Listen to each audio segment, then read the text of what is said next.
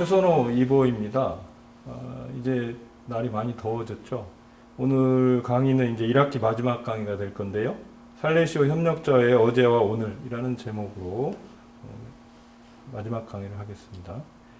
시작 기도는 협력자의 매일 기도를 하겠습니다. 성부와 성자와 성령의 이름으로 아멘.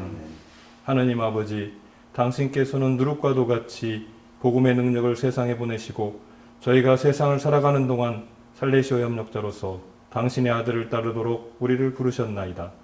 저희가 살레시오 정신으로 불타오르게 하시어 일상생활에서 모든 일을 통해 끊임없이 당신의 나라를 지상에 펴나가게 하소서. 우리 주 그리스도를 통하여 비나이다. 아멘. 성부와 성자와 성령의 이름으로 아멘. 오늘 강의 순서는 우선 이제 세 가지 차원, 우리 양성의 세 가지 차원에 대해서 간단하게 보고요. 그다음에 세 가지 차원을 순서대로 보는데 돈보스코와 그의 시대를 통해서 인간적 차원을 좀 살펴보고, 그 다음에 그 이후에 카톨릭 교회가 쇄신되는 방향, 특히 공의회와 사회교리를 통해서 교회적 차원을 보겠습니다. 그리고 마지막으로 살레시오 협력자의 역사를 통해서 세상 안의 살레시안, 그리고 공동책임이라는 이름으로 살레시안적 차원을 이렇게 살펴보고, 마지막으로 우리의 사명에 대해서 간단히 살펴보도록 하겠습니다. 살레시오 협력자 성소로 부름을 받는 것은 세례받은 그리스도인으로서 자신의 삶을 발전시키는 여정을 시작하라는 초대입니다. 협력자는 사도직 생활 계획에서 말하는 복음적 가치를 자신의 고유한 삶 안에서 실현함으로써 하느님의 변혁적 활동에 협력합니다. 제2차 바티칸 공회 이후 모든 교회 단체는 자신들의 카리스마가 주는 원래의 영감을 재발견하도록 요청받고 있으며, 현재의 문화는 끊임없이 새로운 질문과 도전을 제기하고 있습니다. 살레시오 협력자가 자신이 받은 소명의 풍요로움을 이해하기 위해서는 첫째, 적절한 인간적 성숙과 건전한 문화적 개방성, 즉 인간적 차원이 있어야 되고요. 그 다음에 개인적 신심의 심화, 그리스도인 차원, 그리고 돈보스코 정신 안에서 교육적이고 사도적인 선택, 살레시안적 차원이 이렇게 요구가 됩니다. 살레시오 협력자의 역사 또한 이런 세 가지 차원에서 통합적으로 조명할 필요가 있습니다. 돈보스코는 살레시오 협력자들에 대한 계획을 1870년대 구체화를 했습니다. 그러나 이런 아이디어가 어느 순간 갑자기 떠오른 것은 아닙니다. 돈보스코는 19세기 중반 토리노와 피에몬테 지방에서 일어난 여러 정치적 사건들과 또 산업혁명의 여파로 민중들과 청소년들이 감내해야 하는 시련과 고통에 공감을 했습니다. 그것은 단순히 정치적이고 경제적인 어려움만을 가져오는 사건들이 아니었고 인간의 영혼까지도 말살시킬 수 있는 그런 도전이었습니다. 돈보스코는 그 위험성과 긴급성을 알아차렸습니다. 돈보스코는 응급실에서 일하는 그 의사와 같습니다. 1850년 돈보스코는 오라토리오 활동을 처음 이제 시작했을 때, 그러니까 그게 1841년이겠죠. 그때부터 함께했던 협조자들을 하나의 모임으로 만들고 싶어 했습니다만 실패했습니다. 그 후에 수도회를 만드는 과정에서 외부 회원이라는 획기적인 발상을 했지만 받아들여지지 않았습니다. 이것은 이제 돈보스코의 종교적 천재성을 엿볼 수 있는 대목이긴 하지만 한편으로 그 시대의 그리스도 교회가 갖고 있었던 한계를 보여주는 일이기도 했습니다.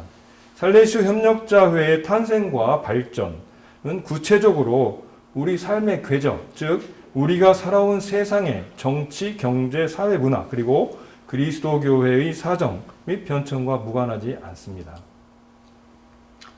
돈보스코와 그의 시대에 대해서 우선 살펴보겠습니다. 인간적 차원에 관해서 초점을 두고 이 부분은 테레지오 보스코가 쓴 돈보스코라는 책에서 제가 많이 인용을 했습니다. 인간의 성장은 모든 인류 사회가 추구하는 기본적 가치입니다. 이는 일종의 변환이고 점진적인 성숙, 개별적인 과정, 자율과 개방의 과정으로 볼 수 있습니다. 한마디로 인간이 되어가는 과정이고 사회 안으로 통합되어가는 과정으로 볼 수 있습니다. 한 인간을 이해하려면 그를 둘러싸고 있는 인간적 환경은 물론 복잡하게 얽혀진 육체적, 심리적, 영적인 측면들을 다 감안해야 합니다. 돈보스코는 소위 복고라고 부르는 시대의 초반에 태어납니다. 1789년에 파리에서 프랑스 혁명이 일어나서 인권과 시민의 주권이 선언이 됐습니다. 그리고 온 유럽의 공기가 새로운 소식과 기대감으로 달아올랐습니다. 프랑스 혁명군은 유럽의 다른 나라들과 전쟁을 벌였고 또 다른 한편에서는 이에 고무된 민중과 농민들에 의한 병렬혁명이 일어났습니다. 동시에 그 시대는 광범위한 비그리스도화가 진행된 시기입니다. 유럽은 그런 일련의 사태를 공포의 눈으로 지켜볼 수밖에 없었습니다. 그러나 그 프랑스에서 혁명의 주도권이 부르주아의 손에 들어가고 국가 통치 권한이 몇몇 소수의 대자본가에게 귀속이 되면서 혁명의 퇴행이 진행됩니다. 나폴레옹 보나파르트와 오스트리아 등이 전쟁을 벌였고 1813년 나폴레옹이 라이프치히 전투에서 패배함으로써 혁명 이념은 종말을 고합니다. 유럽과 이탈리아는 지칠 대로 지쳤고 폐허와 고아들이 사방에 널렸습니다. 1814년 11월 1일 비엔나 회의와 더불어서 소위 복고라고 하는 이런 시대가 시작이 되고 1847년 통일운동의 초반까지 이탈리아 대부분 지역에서 이 복고가 진행이 됩니다. 유럽의 귀족들은 모든 것을 전과 같이 복구시키면서 보장받기를 원했습니다. 그렇지만 역사의 거대한 흐름을 되돌릴 수 없고 역사는 흘러갔습니다. 그리고 다시 이전처럼 될 수는 없었습니다. 부르주아는 새로운 계층으로 자리를 잡았고 인적 물적 교류가 활발해졌습니다. 신문과 책들이 보급됐습니다. 농업 분야에서 큰 발전이 이루어졌고 곳곳에 공장과 공업사들이 들어서면서 산업이 발전했습니다. 돈보스코가 태어난 1815년 이탈리아에도 산업혁명이 뒤늦게 도래한 상태였습니다. 1769년 영국의 글래스고에서 제임스 와트가 증기기관을 발명을 했습니다. 공장과 노동자 프롤레타리들이 생기기 시작을 했고요. 공장의 수월한 생산으로 직물 가격이 대폭락을 합니다. 시장이 번창하고 철의 수요가 기계 생산을 위해서 철의 수요가 증가를 했고 에너지로서 석탄 채굴이 증가를 합니다. 또 철도, 증기선 이런 운송 수단이 확장이 됐습니다. 전염병에 대한 의약품과 보건위생이 발전을 해서 건강이 좋아졌기 때문에 인구가 엄청난 속도로 증가를 하고 이런 여러 경제적인 변화는 수공업자들을 위기에 처하게 하고 일자리를 찾아서 사람들은 이제 도시로 밀려듭니다. 공업화 결과 세상이 발전을 하고 윤택해졌으며 관습, 이념, 신념, 교육 그리고 가정에까지도 큰 변화가 생깁니다. 처음 100년 동안 어마어마한 발전이 이루어졌지만 이것은 인류에게 큰 희생을 강요했습니다. 그 소수의 부유층 사람들이 이제 무수히 많은 무산계급을 사실상 노예로 만들었습니다. 인류의 이런 새 시대에는 노동 문제라는 이런 커다란 블랙홀이 만들어졌습니다. 그 산업 도시에 이제 새로운 프롤레타리아층이 형성됐고 빈민들의 생활은 최악의 상태에 다다랐습니다. 1841년 산업혁명 여파가 이제 토리노에 도착을 하고 있었습니다.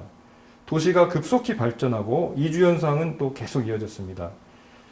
돈보스코의 오라토리오는 1841년 12월 8일 아침에 시작이 됩니다.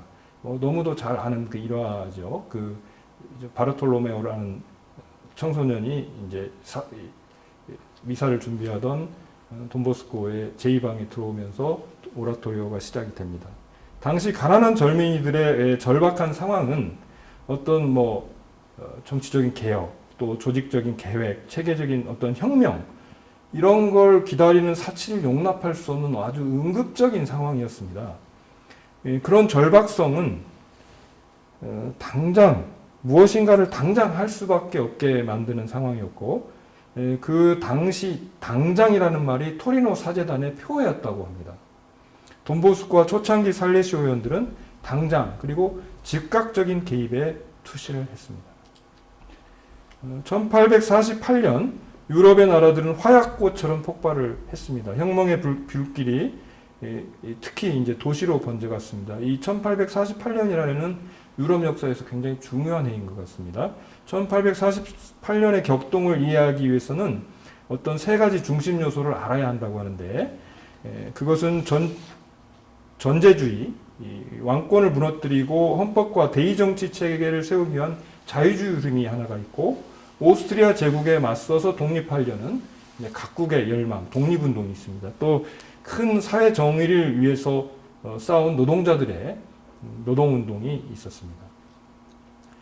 1848년도에 이탈리아에서도 헌법을 제정하기 위한 운동이 있었고, 오스트리아에 대항하는 시민들의 봉기가 있었고, 그리고 카를로 알베르토가 지휘하는 첫 독립전쟁, 이런 흐름들이 있었습니다.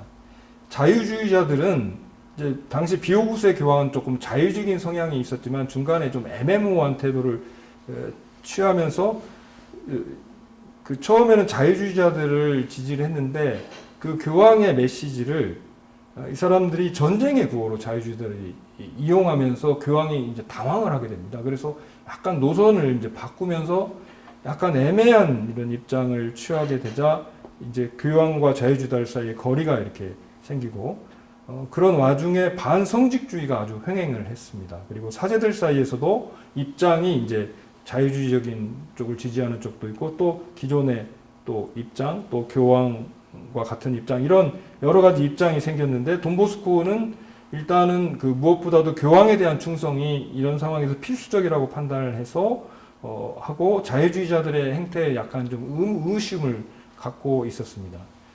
돈보스코의 생각은 정당이나 세력의 정책이 어떤 상대성을 갖는다. 이게 지금 절대적으로 어떤 게 옳은 상태가 아니라고 판단을 했었고, 그리스도교 신앙과 문화의 관점에서 교황의 뜻을 따르는 게 맞겠다라고 판단을 하셨습니다. 그래서 또 1848년이 중요한 해라고 했는데, 그 해에 또 칼 막스가 공산당 선언을 발표를 합니다. 산업혁명이 진행되기 전에는 수공업자들이 이제 길드라는 것을 형성을 하고 있었고, 이 길드 사회는 경직된 사회이긴 했지만 어쨌든 근로자들에 대해서 보호를 해주던 그런 보호가 시행이 됐습니다. 그런데 산업혁명이 이루어지면서 노동자들은 이제 다 이제 각자가 이렇게 원자화되는 그런 상태가 되고, 노동자들은 이제 스스로 에게조차도 자기 자신의 스스로에게조차도 소외되고 억압받는 어떤 처참한 군중이 되고 맙니다. 굉장히 빈민화되는 거죠. 그러니까 소위 소외라고 하는 게 에일리어네이션이라는 게 양도라고도 해석이 된다고 그래요. 그러니까 자기 자신한테서 노동력을 떼내서 파는 거예요. 자기 자신의 노동으로부터도 노동자들이 스스로 소외되는 그런 상황이 돼버렸습니다. 돈보스코는 자신이 바라보던 어떤 시급성과 가난한 청소년들을 위해 일하겠다는 그런 마음 자세로 새로운 상황에 뛰어들었습니다. 돈보스코는 어떤 구체적인 문제에 대해서 대응했고, 계층 문제의 변혁에 반대한 것은 아니지만 사회적 논쟁에 말리는 것은 원치 않았습니다. 그러니까 돈보스코가 굉장히 그 시대의 그 수요에 이렇게 주목하고 있었다는 걸 우리는 이제 그 부분에 대해서 우리가 주목을 해야 됩니다. 그러면 돈보스코의 선택이 유일한 길이었고 그것만이 길이었는가? 그렇지는 않습니다. 그러니까 긴급 대응의 선택, 이렇게 모든 부분에서 도움을 받기 위해서 사회적 논쟁을 간과하지 않도록 하는 것은 어떤 그런 선택은 논의의 여지가 있지만 그 결과에 대해서 왈가왈부할 수 있는 것은 아닙니다. 왜냐하면 돈보스코의 그런 태도에 대해서 비판적인 입장도 있거든요. 교회 안에는 많은 카리스마가 있고 공동체의 선익을 위해서 사람들에게 주어진 많은 은총이 있습니다. 그 가운데에서 돈보스코에게는 가난한 청소년들을 위한 시급한 개입의 은총이 주어진 겁니다. 그러니까 예를 들어 그 시대 캐털레주거라는 분은 이제 마인츠의 교구장으로 레오 13세의 회칙 새로운 사태 발표에 지대한 영향을 미쳤다고 합니다. 교회 안에서 이렇게 사회운동에 주목했던 분들도 계시고요. 그 다음에 토니올리라는 분은 이제 가톨릭 사회운동의 창시자로서 어떤 그런 가톨릭 노동운동이라든지 사회운동을 주도했던 이런 분으로서 2012년도에 시복이 되셨습니다. 그리고 스투루조 신부님은 아예 이제 밖으로 나가서 정치적인 활동, 자유주의적인 활동을 해서 이탈리아 기독교 민주당의 아버지라고 불리는 이런 분입니다. 이 카리스마가 다 각자 평가를 받는 것이지 어느 하나가 절대적으로 옳다라고 볼 수 없고, 우리가 이 상황에서 돈보스코만의 길이 오로지 하느님이 선택한 길이었다라고 볼 수 없고, 여러 은총, 여러 카리스마 중에 하나였다는 것을 알아야 될 것 같습니다. 그리고 교회에, 그러니까 이렇게 이제 여러 가지 이 네 가지 다른 길이 있었는데요.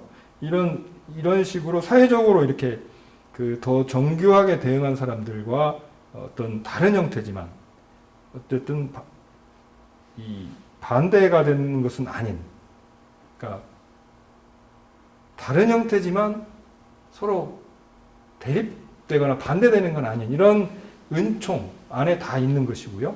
교회 상황에서 정직하고 투명하게 발휘된 이런 서로 다른 네 카리스마는 하느님 백성을 위한 참된 결실의 풍요로움을 드러내는 것이었다고 이렇게 평가할 수 있습니다.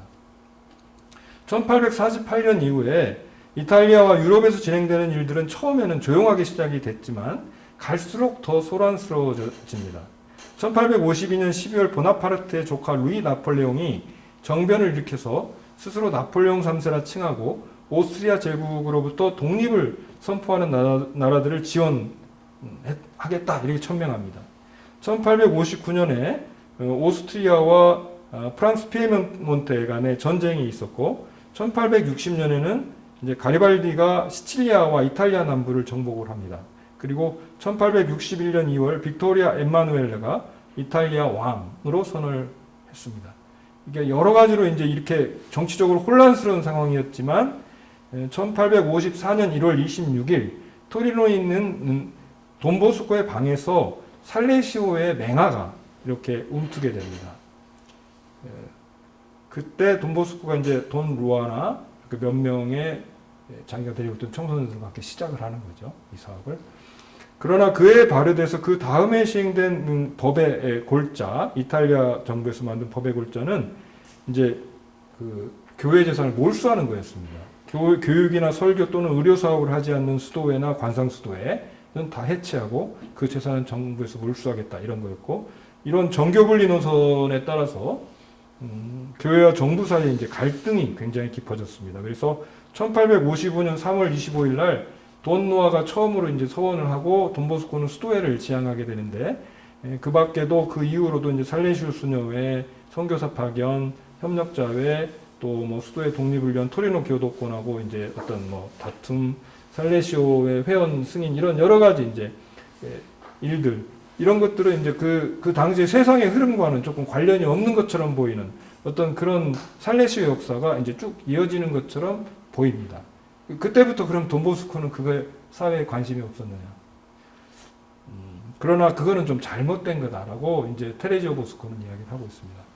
통일을 향해 계속 힘겹게 진행되는 이탈리아 역사, 정치 권력이 교회와 벌이는 격한 충돌, 노동 투쟁의 비공식 역사, 대량 이민, 더 나은 교육과 문화를 향한 대중의 긴장 등은 돈보스코 활동과 서로 엮여서 방향을 이끌고 가는 새로운 요인으로 작용을 했다는 것입니다. 그러니까 그때부터 그 돈보스코가 세상과 무관하게 살았다라는 것은 잘못된 것이다라고 지적이 되는 거죠.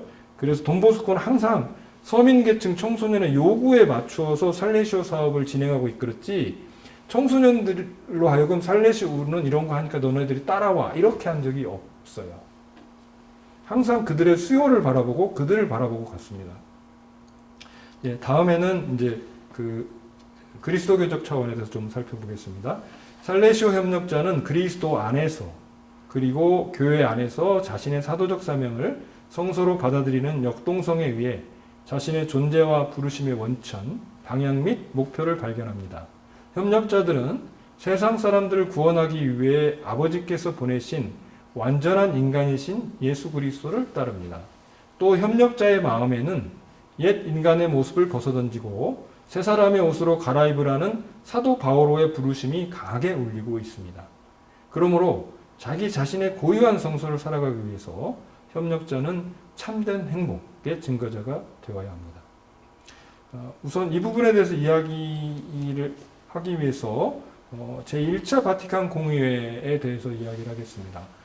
요거는 약간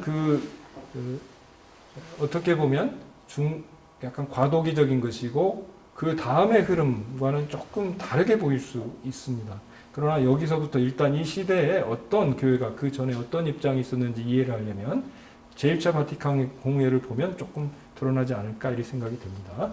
교황 비오 9세는 1869년에 이제 이 제1차 바티칸 공회를 개최하는데요. 트리엔트 공회가 1548년에서부터 63년 사이에 있었습니다. 그 이후에 300년도 넘었죠. 전 공회가 그때 전 공회 300년 만에 제1차 바티칸 공회를 개최를 했습니다. 교황은 1854년 12월 8일 우리가 너무나도 잘 아는 원죄 없이 잉태되신 마리아 교회를 선포합니다. 근데 그 당시에 교회 분위기는 이것이 원죄 없이 잉태되신 마리아 교의 자체 내용에 반대를 한 것이 아니라 이것이 공의의 결정이 아니고 교황좌에서 일방적으로 선언했다는 선포 방식에 대한 불만이 상당히 많이 있었던 것 같습니다. 특히 독일 쪽이라든지 이런 쪽에 그런 방식을 문제를 삼았고, 공의의 개막 전부터 이제 또 이 교의가 인정이 되려면 공의회보다도 교황의 무류성, 교황의 우위성, 그러니까 어떻게 보면은 교황의 권위가 최고조로 올라가는 그런 그 교황의 무류성에 대한 그 논란, 그것이 이제 문제가 되는 것이죠.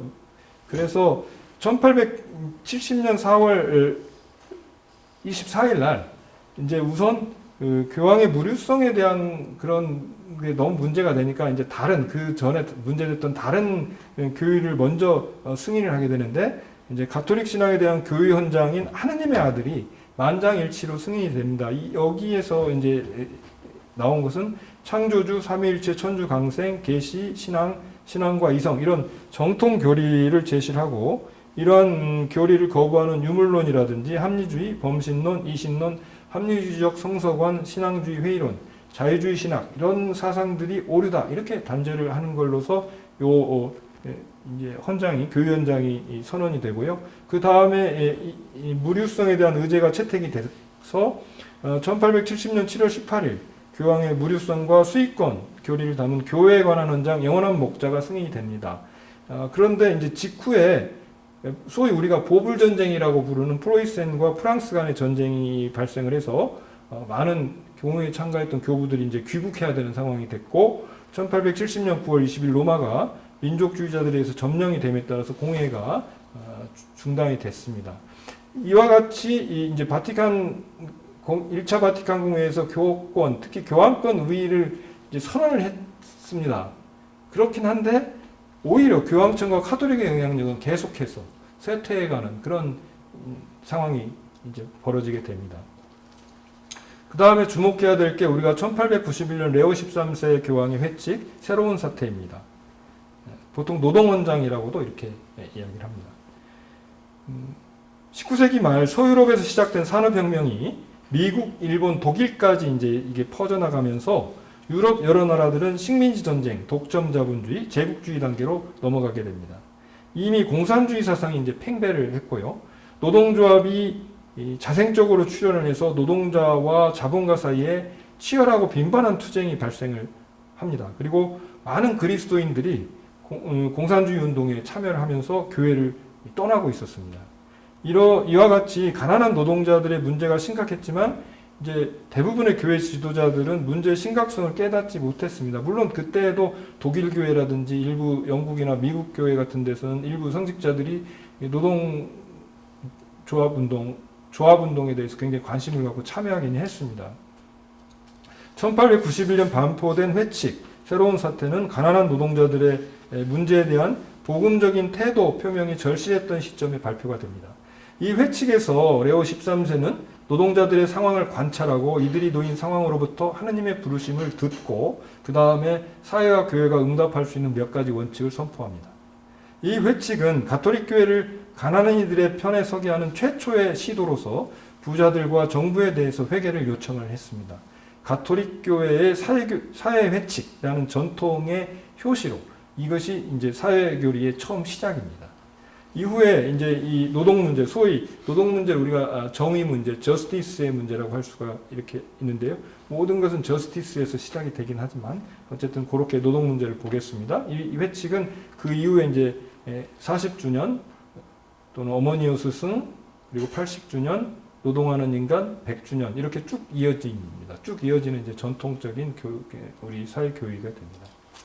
그 제 1차 바티칸 공회에서 이제 아까 말씀드린 것처럼 교권 특히 이제 교황권 우리가 재선됐음에도 교황청과 가톨릭의 영향이 계속 쇠퇴한다고 그랬죠. 근데 이제 바티칸의 이게 완고한 권위주의는 공적인 문제와 사적인 문제에서 똑같이 좀 시대에 뒤떨어졌다는 비판을 받고 있었습니다. 하지만 1959년 1월 25일 요한 23세 교황이 제2차 바티칸 공회를 소집하겠다 이렇게 발표를 했을 때 많은 사람들이 이제 의외다 이렇게 생각을 했습니다. 교회가 그런 상황이긴 하지만 왜냐하면 당시 교황청에서는 뭐 특별한 이슈가 없었어요. 특별히 통상적인 방법으로 해결할 수 없을 만한 그런 일들은 없었고 이제 뭐 그때까지만 해도 공회라는 것은 그냥 뭐 이단에 대한 대책을 세우거나 교회 분열을 막는 어떤 뭐 마지막 수단이다 이렇게 생각을 했지 이걸 통해서 교회가 어떻게 쇄신된다 이런 생각을 했던 게 아니었습니다. 그렇기 때문에 이제 제2차 바티칸 공회의 어떤 탁월함, 획기성 이런 게 이제 나타난다고 할 수 있겠습니다. 그 공회가 천명한 주제는 현대화였습니다. 현대화. 즉 어떤 쇄신과 시대에 대한 쇄신과 적응, 현대화. 공회는 이 현대화 즉 쇄신과 적응에 따르는 필연적인 태도로서 어떤 입장을 취했냐면 복음 정신을 회복하기 위해서 초대교회 전통으로 돌아가자라고 했습니다. 외쳤습니다. 공회는 1962년 10월에 시작이 돼서 1965년 12월에 끝나기까지 모두 4번의 회기를 거쳤고 현대세계 교회에 관한 사목헌장, 헌장인 기쁨과 희망을 비롯해서 4개 헌장과 9개 교령, 3개 선언을 반포를 했습니다. 이제 주목할 만한 결과로서는 물론 뭐 여러 가지가 있습니다만 라틴어로 봉헌되던 미사를 각 나라 언어로 이렇게 자국어로 봉헌되도록 했고 평신도 사도직에 의미를 부여해 주었고 1517년 종교개혁으로 분리된 개신교와 성공회를 이렇게 이제 죄악시하지 않고 분리된 형제로 인정을 해줍니다. 그리고 1054년 동방교회와 서방교회의 교회 분열로 갈라진 정교회 화해를 했습니다.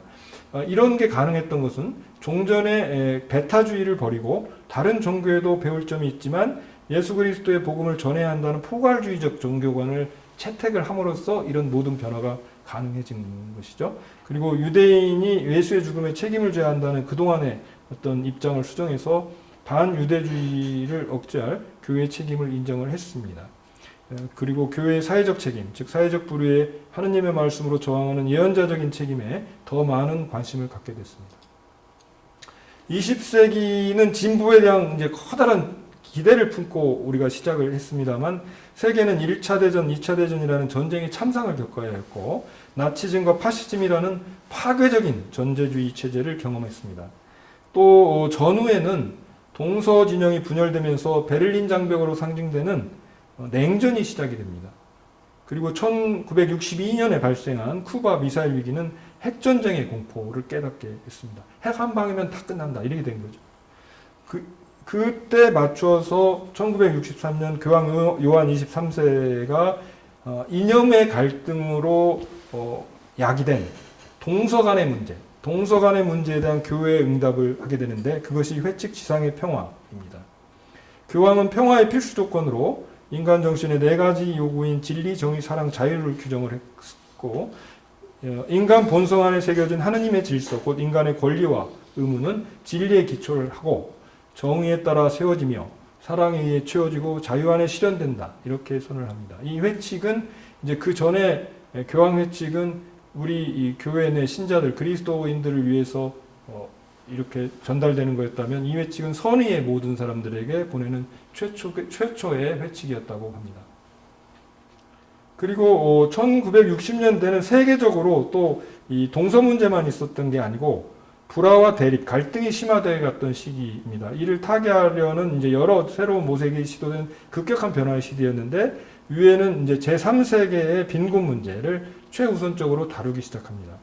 개발과 발전은 세계적인 주요 의제로 논의가 됐습니다. 또 가톨릭 교회 내부에서도 큰 변화가 일어난 시기였는데 변화는 2차 바티칸 공회에서 비롯됐습니다. 교회가 세상을 향해서 문을 활짝 열었습니다. 교황 요한 23세가 공회를 하면서 우리 교회도 세상을 향해서 창문을 열자라고 이야기를 했거든요. 세상을 향해서 문을 열어 젖힌 거거든요, 교회가. 공의의 중요한 업적 가운데 하나는 교회가 자신을 위해 존재하는 것이 아니라 모든 사람과 세상을 위해서 존재한다는 자각입니다. 교회가 왜 존재하냐? 교회가 스스로를 위해서 존재하는 게 아니거든요. 세상을 위해서 존재하는 거거든요. 예수님이 오신 건 세상을 구원하기 위해서 오셨거든요. 공의의 도중에 교황으로 선출된 바오로 6세는 사무건장이 제시한 수많은 과제 중에 현대 세계가 안고 있는 불균형, 특히 부강한 민족과 빈약한 민족 사이의 불균형을 가장 우선적이고 기초적이며 핵심적인 과제로 봤습니다. 그래서 나온 게 1967년 회칙 민족들의 발전입니다. 이 회칙은 경제적 갈등으로 야기된 남북 문제, 즉 세계적 차원에서의 빈곤과 불균형 문제, 발전 문제만을 다룬 최초의 사회 회칙입니다. 교황은 이 회칙에서 교황청 정의평화위원회 설립을 밝혔고요. 그 후에 각 교구마다 이제 정평회가 설립이 됩니다.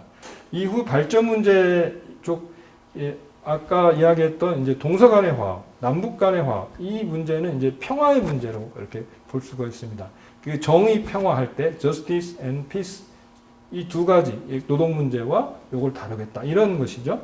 요 다루는 위원회라는 뜻인데 이 발전 문제를 다루는 회칙은 이제 그 이후에 사회적 관심 그리고 진리 안의 사랑 이런 것들이 이제 그 이후에 쭉 이어지는 이 문제에 대한 회칙입니다. 16세기 유럽에서 근대적 사고방식이 시작된 이후에 과학과 기계기술 발전과 함께 폭발적으로 확산된 산업문명은 인류에게 유례없는 물질적 풍요를 가능하게 했습니다. 그렇지만 부작용도 생겼습니다. 첫째로 커지는 부작용은 빈부격차였습니다. 아까 나왔던 저스티스의 문제, 피스의 문제, 결국 국내에서의 노동자와 자본가의 어떤 불균형, 그 다음에 이제 국제적인 불균형, 이런 문제가 있었고요. 둘째 문제가 생태계 파괴입니다. 지금 우리가 새롭게 겪는 사태입니다. 오늘날 인류는 심각한 기후변화로 인해서 생존의 위협을 받고 있는데 가난한 사람들이 가장 고통을 받습니다. 기후변화 문제가 생겨서 환경이 파괴되면 부자들은 괜찮아요. 돈이 있고 자기들 피할 수 있는데 즉각적으로 타격을 받는 것은 가난한 사람들입니다. 2015년 프란치스코 교황은 창조질서 보존에 관한 회칙 참미받으소서를 발표합니다. 교황의 핵심 관심사는 공동의 집인 지구에 대한 염려, 생태 문제와 가난한 사람들에 대한 사랑, 발전 문제입니다. 교황은 생태적 불의와 사회적 불의가 별도로 취급될 수 없다라고 이야기를 강조하고 기술적 패러다임, 기술 관료적 패러다임, 즉 지금 여러 가지 무슨 국제적인 군산복합체든 어떤 메이저라는 것들 있잖아요. 대기업, 그룹 집단, 그리고 사실 그들은 마피아와 같은 조직들입니다. 그런 기술 관료적 패러다임을 극복하고 우리의 소비지상주의, 대량 생산, 대량 소비를 해야만 지탱하는 이 산업사회의 소비지상주의를 벗어나기 위해서 생태적 회개를 촉구하고 있습니다. 이거는 우리 모든 신자들에 대한 요청입니다. 이 회칙은 지구적 발전 문제와의 연관성 속에서 처음으로 생태 문제를 독립적으로 핵심 주제로 해서 다룬 최초의 사회 회칙입니다. 같은 해 유엔은 17가지의 주 목표와 169개의 세부 목표로 이루어진 지속 가능 발전 목표를 제시를 했고요. 유럽 기후 변화 회의에서 파리에서 있었던 유럽 기후 변화에서 지구 평균 온도 상승폭을 산업화 이전 대비 2도씨 이하로 유지하고 더 나아가서 이거를 1.5도씨 이하로 제한하기 위해서 함께 노력하자라는 국제협약인 파리 협정이 채택이 됐습니다. 다음에는 살레시안적 차원에 대해서 보겠습니다. 그리스도인들이 세례 때의 약속을 생활에 옮기는 방식은 여러 가지입니다. 어떤 이들은 성령의 인도로 돈보스코의 모습에 매료되어 세상에 남아있으면서 돈보스코와 함께 일한다는 이상을 실현하며 세속에 있든 성직에 있든 간에 성 프란치스코 살레시오와 동일한 카리스마를 살아가도록 부르심을 받습니다. 이 특별한 성소는 살레시오 협력자가 인간으로서 그리고 그리스도인으로서 자신의 삶을 살아가는 특별한 모습과 독특한 신원을 나타냅니다. 살레시오 협력자는 돈보스코의 존재가 오늘날에도 놀라운 의미를 갖는 심오한 비밀과 참된 이유를 발견하고자 노력함과 동시에 또한 살레시안으로서의 인물을 구체적으로 깨달아야 합니다. 우리는 살레시안으로서 그냥 단순한 살레시오에 부속된 그런 평신도 사도직 단체가 아니고요. 우리는 돈보스코의 유산을 공동으로 물려받았고 공동 사명과 공동 책임을 지고 있다는 것을 명심을 하셔야 됩니다. 예. 살레시오 협력자들에 대한 돈보스코의 아이디어는 긴 뿌리를 갖고 있습니다. 1841년 돈보스코가 오라토리 활동을 처음 시작하자 몇몇 경건한 사제들과 평신도들이 와서 어려운 상황에 놓인 청소년 계층 속에 현존하는 수확물을 거두는 일을 도왔습니다. 평신도들의 협력은 교리교육, 야간학교에서의 강의나 또는 임장지도, 소년원 출소자 동반 등 다양한 형태를 지녔고 또 맘마 마르게레타, 또 루아 신부의 어머니, 맘마 마르게레타의 언니, 가스탈디 신부의 어머니처럼 돈보스코를 돕는 여성들도 많았습니다. 많은 이들은 활동적인 참여를 통한 협력이 아니라 금전적인 협력을 하기도 했습니다. 돈보스코는 이러한 협조자들을 하나의 모임으로 모으는 것이 필요하다고 확신을 했고 1850년에 가톨릭 평신도 7명과 같이 첫 번째 시도를 했는데 실패합니다. 1864년 두 번째 시도를 했는데 로마의 수도회, 이제 살레시오의 수도회죠. 수도회 회칙을 제시하면서 외부 살레시오 회원에 대한 챕터를 집어넣습니다. 근데 이제 어떤 이들은 자기 가족들을 떠나지 않고 서원하지 않은 채 가난한 청소년들을 위한 살레시오 일에 협조하는 방식으로 살레시오 회원이 될 수 있다. 이런 조항이 들어있었던 거예요. 그런데 그 당시에 아까 교회에 대해서 이야기를 했지만 그 당시 교회의 어떤 교황권에 강화된 그런 극도로 보수적인 그런 입장에서는 이걸 받아들일 수가 없죠. 그래서 이 챕터는 기각이 됐고 이제 기각이 되니까 돈보스코가 부록에다가 넣었어요. 이거를 이제 본문에는 빼고 수정본에도 부록에 넣어서 다시 넣었는데 또 다시 받고 그래서 이제 어쩔 수 없이 회원의 승인을 받기 위해서 부득이 이제 이걸 삭제했고 했습니다. 오늘날 입장에서 본다면은 이런 시도가 정말 얼마나 이제 지금 시대를 거의 지금 시대나 겨우 이야기를 해도 될까 말까 한 일입니다. 그러니까 얼마나 앞서갔는지 알 수 있는 일이죠. 외부 살레시오 회원이라는 설계가 기각이 되자 돈보스코는 즉시 어떤 비슷한 것을 찾으려고 노력을 했습니다. 1874년에 성 프란치스코 살레시오 연합이라는 것에 관한 대략적인 방침을 세웠습니다. 돈보스코가 이 연합에 기대하는 기본적인 목표는 세 가지였는데요. 첫 번째는 이웃을 위한, 특히 가난하고 버림받은 아이들을 위한 애덕의 실천을 통한 자신의 공덕을 쌓는다. 두 번째는 살레시오 회원들이 수행하는 신앙과 종교활동에 참여한다. 세 번째는 가난한 아이들을 자신들의 집에 받아들여서 가르치고 위험으로부터 보호한다는 것입니다. 1876년에 완전한 형식이 갖춰졌고 돈보스코는 자신의 협조자를 위한 연합을 살레시오 협력자라고 이렇게 명칭을 붙였습니다. 1876년 5월 9일 제3회 형태의 평신도 신심단체로서 살레시오 협력자에 대한 비호 9세의 승인서가 도착을 합니다. 그러니까 결국은 지금 이제 5월 9일이니까 이제 얼마 안 지났습니다. 자, 지금 촬영 시점에서 볼 때는 지금 이제 얼마 안 지났는데요. 예, 이날이 우리 이제 협력자의 생일입니다. 많은 살레시오 회원들은 자신들의 사업을 수행하는 데 금전적인 도움을 주는 것이 협력자의 활동이라고 잘못 이해했습니다. 혹시 우리들도 이렇게 이해를 하는 거 아닌가요? 그러니까 돈보스코의 생각을 이해하기가 쉽지 않았어요. 그 당시 많은 분들은. 지금도 간혹 이런 경향이 없지 않다. 이런 생각을 합니다. 돈보스코는 1882년 톨로네에서 협력자에 관한 이런 그릇된 생각을 강하게 부정하면서 이렇게 말씀하셨다고 합니다. 신심연합의 목적에 대해 잘 이해하는 것이 필요합니다.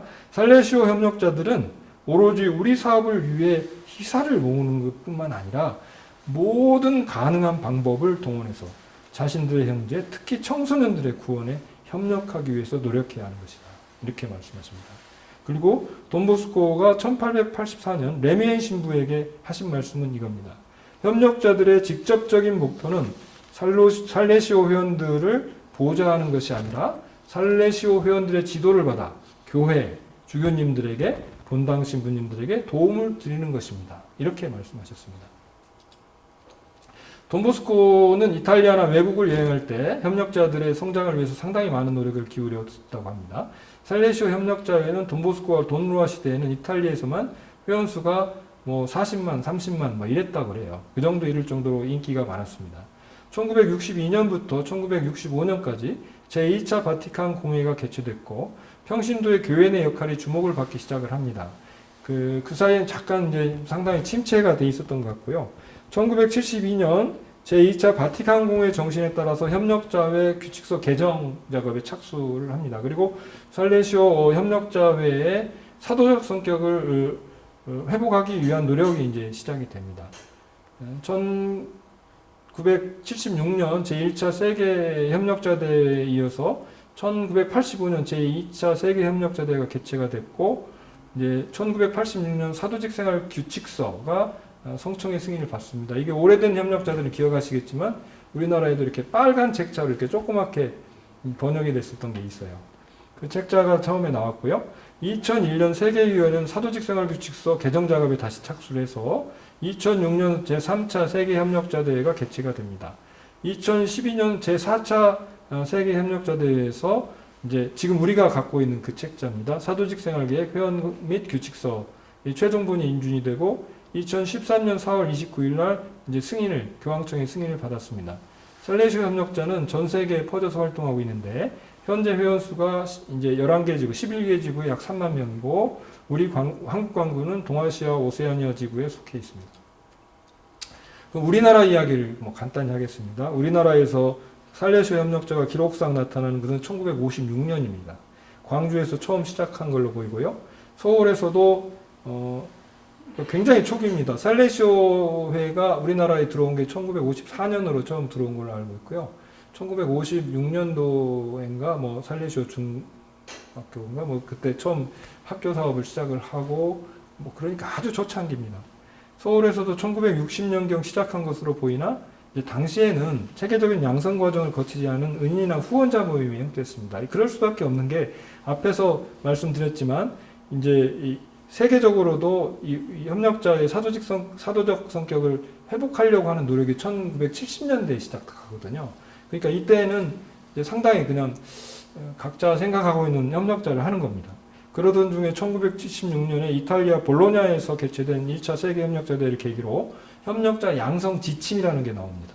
한국 협력자 담당자로 이제 도요한 신부님하고 아드리아나 수녀님이 이제 임명이 되셔가지고 새로 입회 지원자 모집하고 이제 조직도 정비하고 하면서 이제 오늘날 같은 형태를 만들어 나가는 겁니다.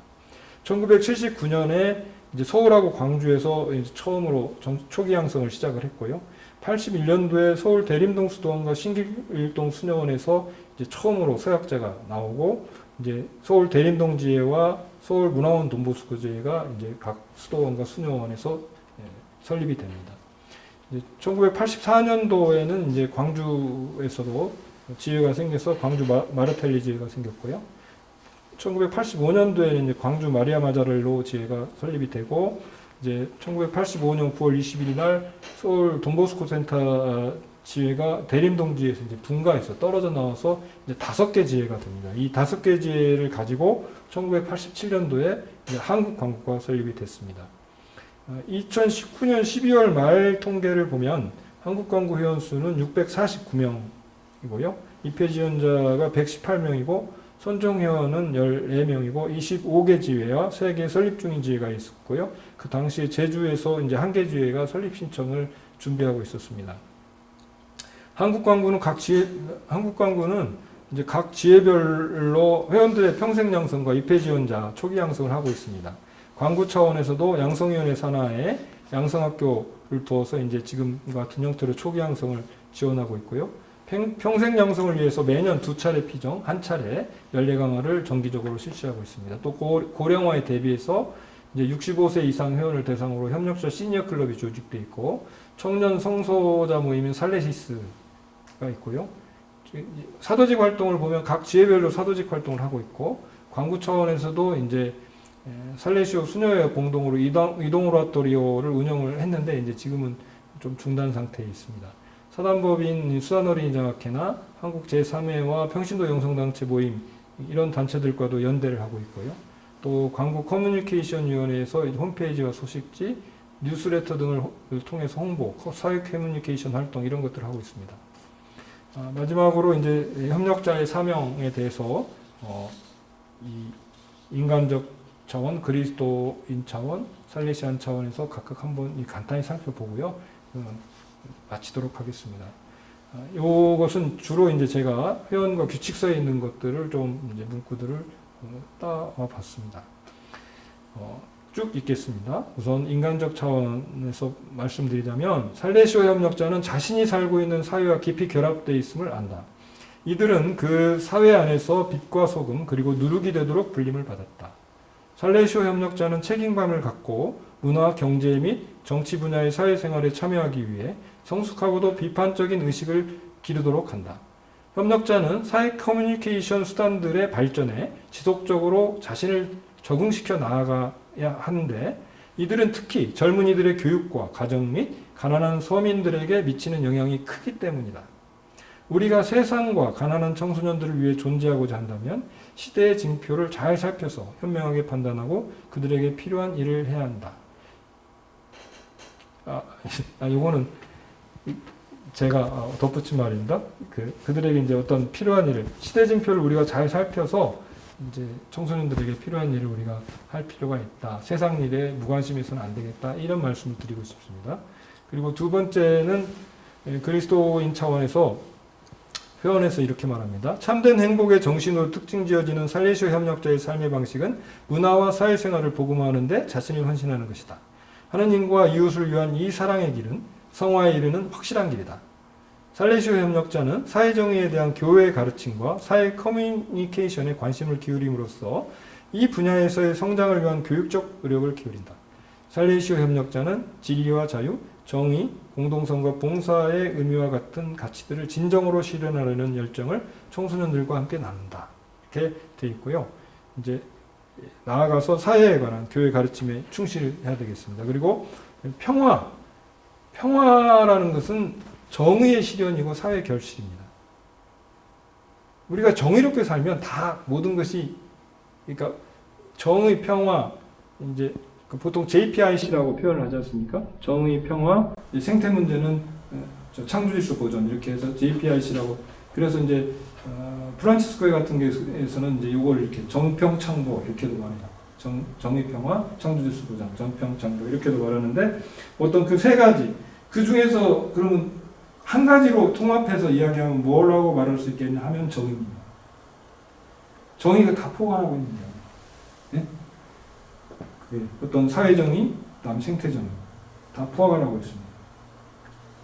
그동안 교회가 인간끼리의 정의를 강조해왔다면 이제는 생태정의를 강조하면서 하느님 사랑과 이웃 사랑과 자연 사랑으로 사랑의 범위를 확대하고 있습니다. 예, 살레시안 차원에서 보겠습니다. 우리는 살레시안이라는 것은 어떤 교육자적인 마음, 청소년들이나 그리고 어떤 또 사목적인 그런 마음을 갖고 있겠죠. 살레시오 정신의 핵심은 사도적이고 사목적인 사랑이다. 이것은 하느님 아버지의 자비와 인간을 구원하는 그리스도의 사랑 그리고 성령의 능력이 청소년들 가운데 현존하게 하는 것이다. 살레시오 협력자는 공동의 사명에 대한 책임감을 느끼고 자신의 생활 환경과 능력에 따라 가능한 방법으로 소중하고 풍요로운 지원을 함으로써 이 사명을 수행한다. 이들은 협력자 안에서 교육과 복음화에 대한 공동 책임을 진다. 살레시오 협력자는 약한 힘도 뭉치면 강해지고 한 겹 노끈은 쉽게 끊어져도 세 겹 노끈은 끊어지기 어렵다라는 돈보스코의 생각에 충실하여 살레시오 가족의 다른 단체들과 친교와 협력을 촉진한다. 이와 같이 회원에서 밝히고 있는 것처럼 협력자는 하느님으로부터 공동의 사명을 받았고 공동의 책임을 지는 겁니다. 우리는 전 세계 협력자, 형제자매들뿐 아니라 또 우리 안에 있는 살레시오 가족들과도 협조해야 하겠습니다. 예. 마침 기도로는 도우미신 마리아께 드리는 기도를 하겠습니다. 성부와 성자와 성령의 이름으로 아멘. 오 마리아 굳센 동정녀시여, 당신은 교회의 밝고 큰 성체이시며 승리하는 군대처럼 위엄을 갖추신 그리스도인의 든든한 성체이십니다. 오직 당신만이 세상의 모든 거짓을 처해 이기셨나이다. 원수에게서 저희를 지켜주시어 범민과 싸운 궁핍을 이기게 하시고 임종때에 저희를 천국으로 인도하소서. 아멘. 성부와 성자와 성령의 이름으로 아멘. 예, 긴 시간 잘 들어주셔서 감사합니다. 감사합니다.